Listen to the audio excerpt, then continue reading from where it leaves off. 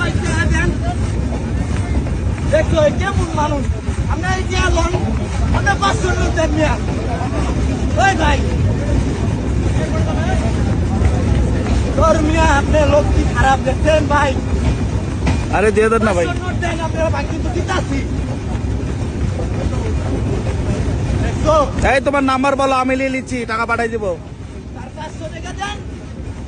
আপনারা 500 টাকা দিতে খুশি না? ও স্যার এই নাম্বারটা কইলা না? আল্লাহ আপনার বিচার করবো, আল্লাহ আপনার পরা বিচার করবো। দেখছেন